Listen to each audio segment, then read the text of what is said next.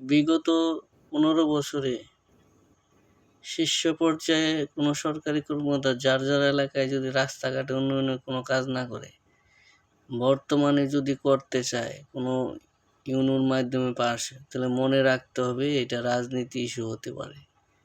তা এমপির বিপক্ষে যেতে পারে, কারণ বলবে যে অমুক সরকারি কর্মকর্তা ওই রাস্তা করছে, এই ইস্যু দিয়ে প্রতিপক্ষ